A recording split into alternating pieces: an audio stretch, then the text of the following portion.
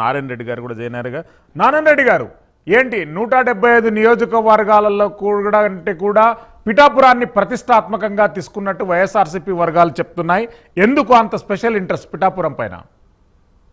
నమస్కారం అండి. ప్యానెల్లో ఉన్న పెద్దలందరికీ నమస్కారం.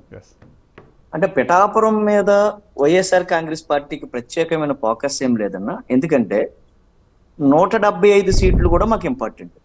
ఎందుకంటే గౌరవ ముఖ్యమంత్రి గారు ఒకే నినాదం ఇస్తూ ఉన్నారు రాష్ట్రం అంతా కూడా. వై నాట్ 175 అనే నినాదంతో గౌరవ ముఖ్యమంత్రి గారు ముందుకు పోతూ ఉన్నారు. మేము 175కి 175 సీట్లు సంపాదించాలనుకున్నప్పుడు పిఠాపురం కూడా 175లో ఒకటి కాబట్టి పిఠాపురం కూడా ఖచ్చితంగా నెగ్గాలి. మేము అనుకున్న టార్గెట్, మేము అనుకున్న లక్ష్యం నెరవేరాలంటే 175 మేము సాధించాలి. అందులో భాగంగా మేము పిఠాపురం మీద ప్రత్యేకమైన కాన్సన్ట్రేషన్ పెట్టాం.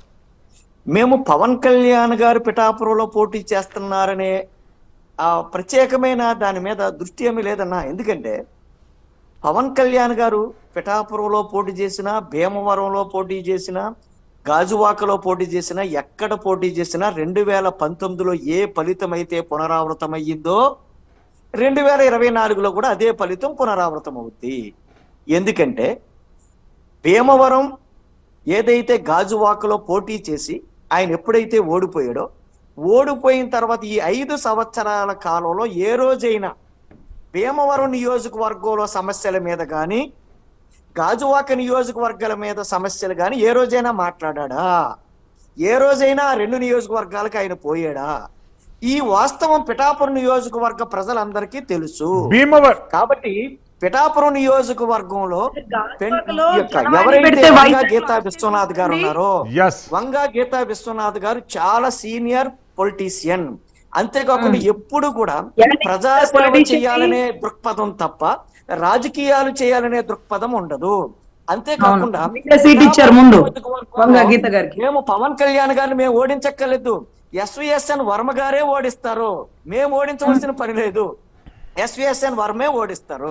ఎందుకంటే పిఠాపురం నియోజకవర్గం 175 నియోజకవర్గాల్లో మొట్టమొదటి మేము సాధించే నియోజకవర్గం, అత్యధిక మెజారిటీతో సాధించే నియోజకవర్గం ఖచ్చితంగా పిఠాపురం నియోజకవర్గమే. ఎందుకంటే పిఠాపురం నియోజకవర్గంలో తన సామాజిక వర్గం ఎక్కువగా ఉందని ఆలోచించి పిఠాపురంలో పవన్ కళ్యాణ్ గారు పోటీ చేస్తున్నారో ఆ సామాజిక వర్గంలో 40% పైగా ఓటు బ్యాంకు వంగా గీతా విశ్వనాథ్ గారి పట్లే ఉంది. అంతేకాకుండా పిఠాపురం నియోజకవర్గంలో 1,50,000 ఓటింగ్ కాపు సామాజిక వర్గం కాని ఓటు బ్యాంకు ఉంది. ఖచ్చితంగా రేపు జరగబోయే ఎన్నికల్లో మేము పవన్ కళ్యాణ్ గారిని మేము ఓడించక్కర్లేదు. తెలుగుదేశం నుంచి ఎవరైతే ఉన్నారో ఎస్విఎస్ఎన్ వర్మ గారు ఆయనే ఓడిస్తారు. రెండవది, ప్రజలందరూ కూడా వంగా గీతా విశ్వనాథ్ గారి యొక్క అభివృద్ధి పట్ల ఆవిడ 2009 నుంచి 2014 వరకు పిఠాపురం నియోజకవర్గ ఎమ్మెల్యేగా పనిచేశారు. 2019 నుంచి 2024 వరకు కాకినాడ పార్లమెంటు సభ్యురాలుగా పనిచేశారు.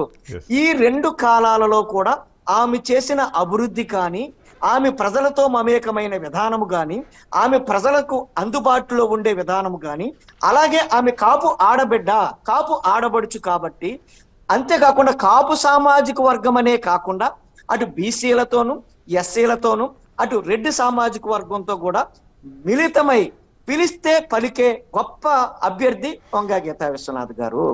ఈ పవన్ కళ్యాణ్ గారు ఎప్పుడు వస్తారో, తనకి డేట్లు ఇచ్చిన యొక్క ప్రొడ్యూసర్లకే ఎప్పుడు వస్తాడో, ఎప్పుడు డేట్ ఇస్తాడో, ఎప్పుడు యాక్ట్ చేస్తాడో తెలియని పవన్ కళ్యాణ్ గారు పిఠాపురం నియోజకవర్గ ప్రజలకి ఎప్పుడు అందుబాటులో ఉంటారు, ఎక్కడ దొరుకుతుంది అనేది కూడా పిఠాపురం నియోజకవర్గాలకు ఇప్పుడు కూడా అయోమయ స్థితిలో ఉంది. ఇదే చర్చ.